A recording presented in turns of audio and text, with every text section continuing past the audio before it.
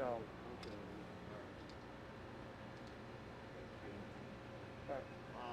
was going to throw my light on. So, what's the game plan? So Probably going to take the podium hot, but I'll give you. All right, here we go. yeah, we'll need two microphones. I know I was going to have two mics, but yeah. one made a.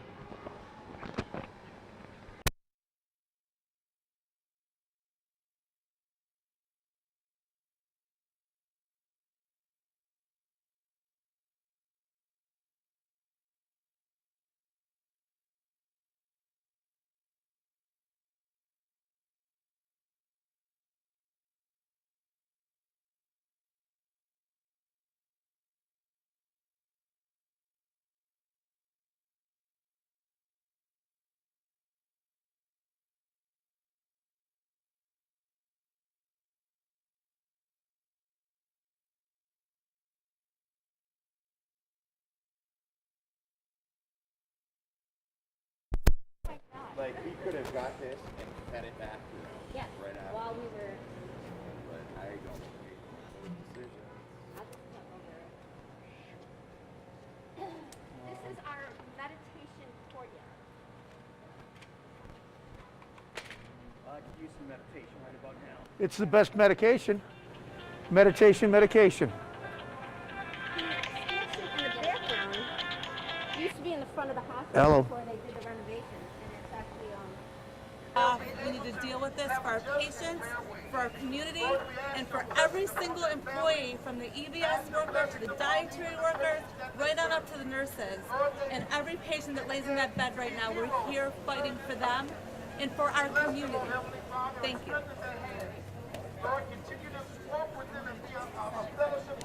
Good morning, everybody. This is not a good day today. This is a breakdown of this negotiation, and the workers deserve better. These hundreds of heroes in our community, the heartbeat and the lifeblood of our community, the nurses and the healthcare practitioners that take care of our community, our time of need, in most dire circumstances, are not being treated like the heroes that they are. And that needs to change. They're fighting for us. These nurses, these healthcare workers are fighting for all of us that are outside of this building, because when we go in this building, we want the health care that we desire and we deserve. And these nurses and these healthcare practitioners that are on the front lines each and every day, the guardian angels of our community, are not being treated like the heroes that they are, that we've held up on a pedestal after the most difficult year and a half in the history of our nation, and they deserve better. So we're out here to support these extraordinary heroes, to make sure that they know that we have got their back. And we are calling on the Catholic health system, we are imploring the leadership to get back to the bargaining table and to treat these heroes like they deserve to be treated. Give them the resources that they need to treat the patients in this great hospital, this institution, in the backbone of our community, in the heartbeat of the South Buffalo. There are so many people here, our friends, our families, our neighbors, that go to work each and every day, that sacrifice everything that they've got in order to put food on their table, but in order to take care of us. They're nurses and they're healthcare practitioners for a reason, because they put other people before themselves. It's our turn, and it is imperative that we come together as a community and put them first. We need to make sure that these workers know that we're with them. That's why we're out here this morning, and we're going to do whatever we need to do to make sure that they have the resources that they need to take care of our community. That was New York State Senator Tim Kennedy speaking live here on WGRZ, as we'll be catching up with Catholic Health CEO Mark Sullivan in just a couple of minutes. Ryan, you heard all the updates that are happening now. Hello, my name is Madison. I'm a certified nursing assistant in EKG Tech at Mercy Hospital. I have been with Mercy for 12 years.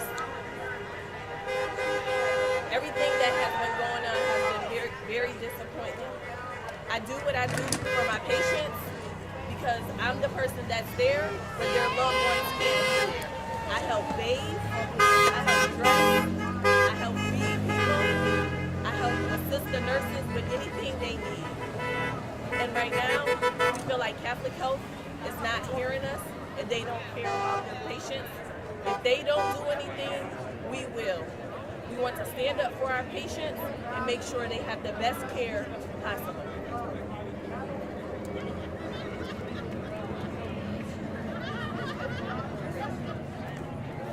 Good morning, everyone. You know, this morning's a very difficult morning, but it's also a very necessary morning.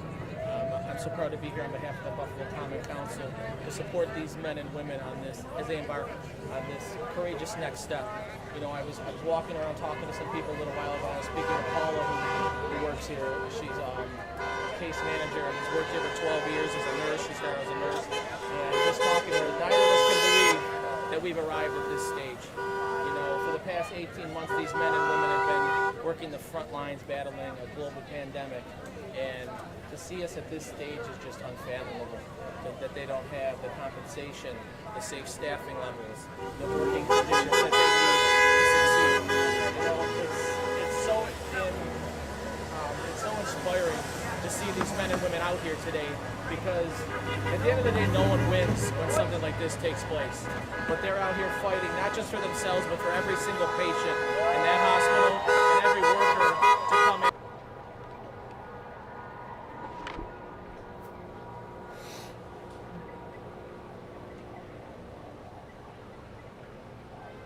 Everybody want to turn on their lights?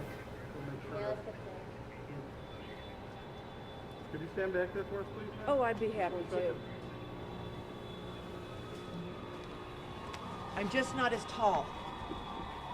Here, if you could just hold that piece of paper for the cameras, right up there by your face. Yep. No, thank you. I'm good. Hey, it's yeah, Thank you, everybody's good. Everybody good?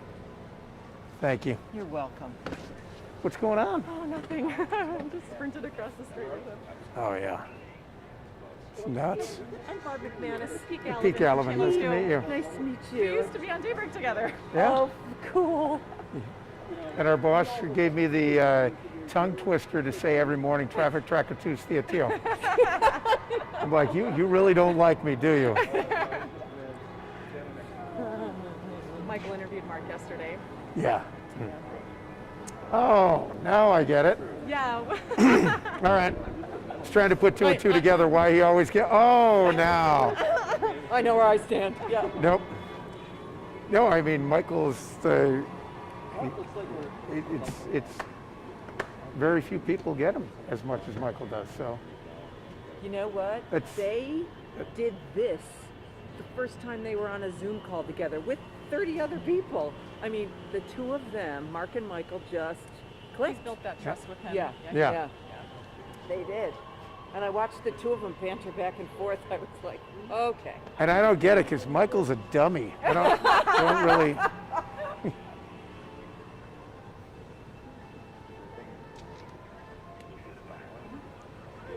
are you? Good, how are you? Global, and we are all deeply saddened to be here today. I mean, just the fact that we can't be there taking care of our patients. I mean, we've been pulled apart from the beds. We just cannot give the care that we need to give. Catholic Health has made it impossible for patients to be safe in this hospital. I have experienced myself horrific codes because we don't have equipment to help these people, and it's been reported, and there's just, we had to do this. Nobody wants to do this. But I want to make one thing very clear. We are not here for the vaccine mandate. We are here because it is unsafe and we are not being treated fairly. And another thing, there is not a shortage of healthcare workers. There's a shortage of workers who refuse to be treated like this through their employees. And I became a nurse to advocate for patients, and we can't do that here. So we're urging the public in Buffalo to help, because this is just the beginning of the healthcare spiral for us. So thank you.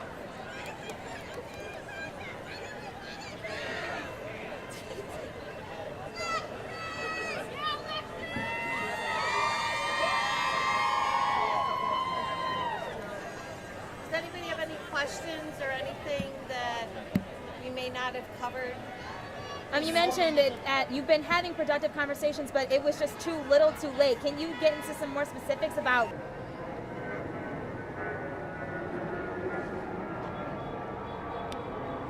All right, Sullivan's at the podium, so get ready to come as quick as possible.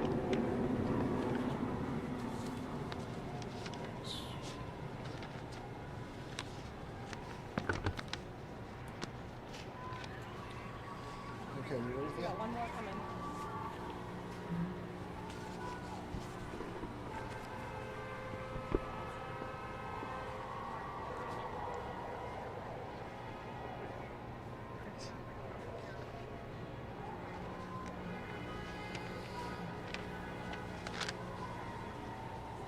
Do you want to put it up on the podium?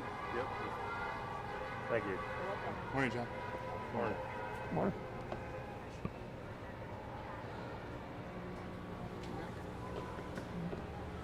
Good morning, everybody. I'm Mark Sullivan, CEO of Catholic Health. Unfortunately, I'm here today to share the news you're already aware of.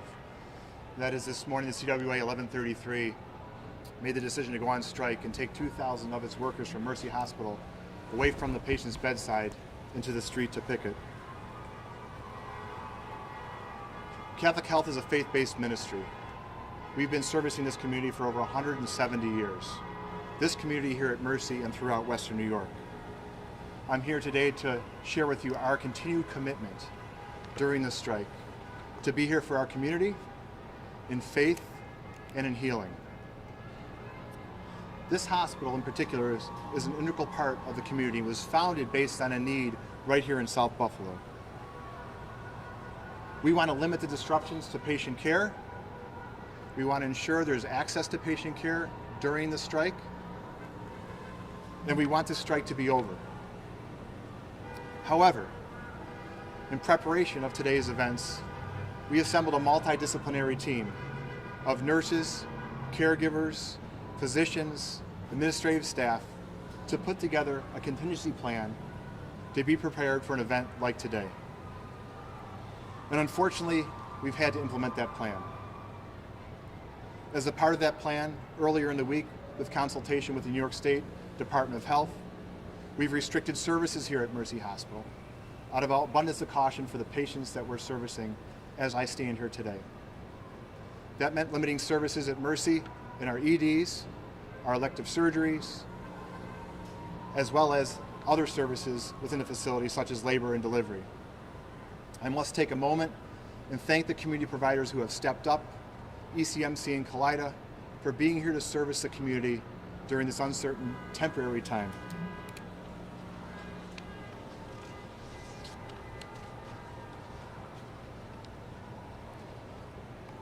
Let me talk a little bit about the workers that are here servicing and caring for the patients.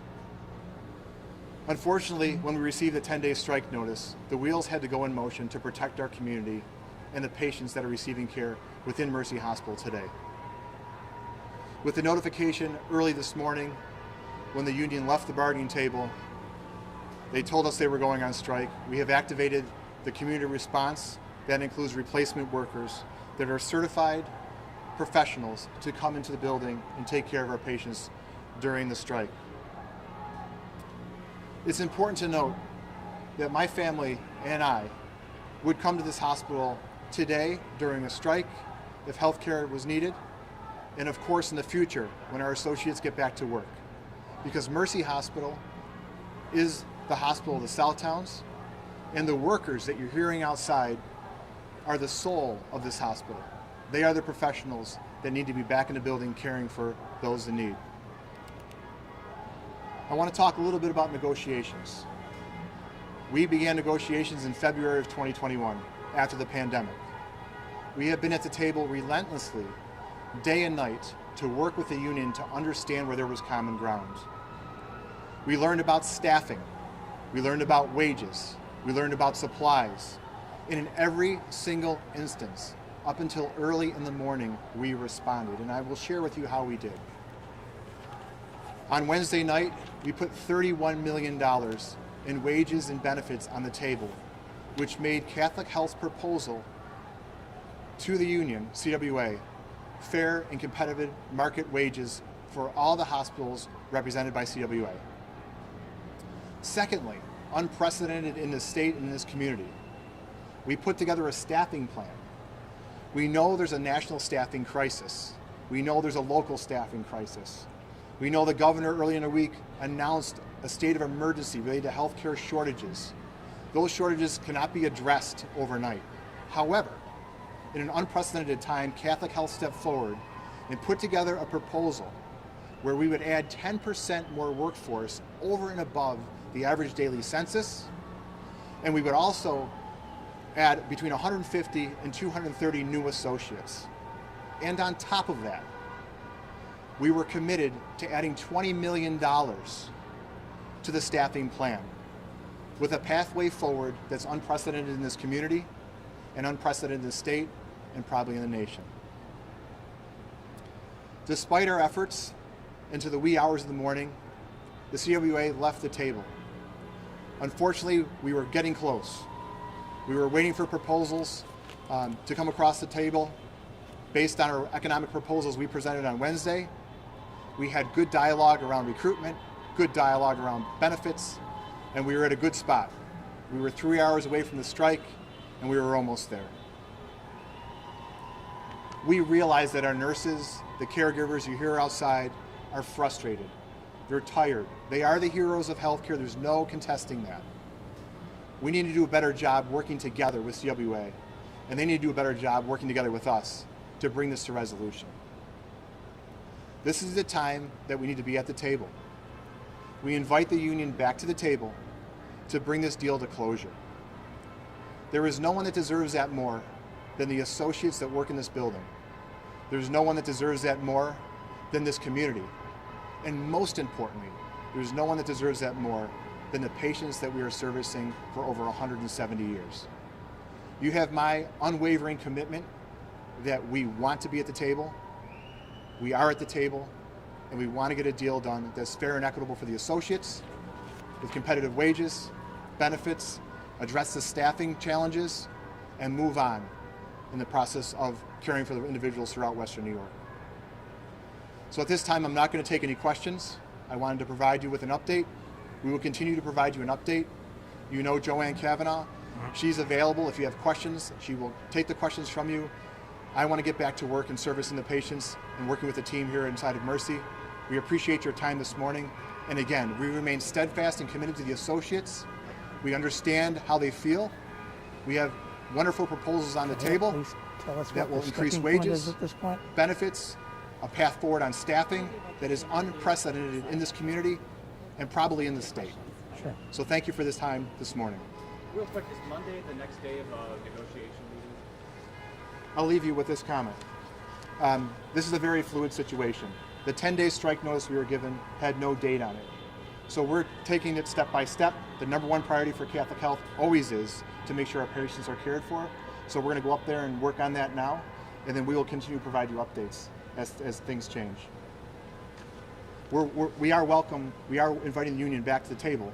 They left the table early in the morning when we were sitting there very close. So we welcome them back to the table, of course. Our goal is to have a deal, as I said in the press yesterday, that would have been Thursday. That's our goal, to be open, see eye to eye, and get this resolved. Thank you.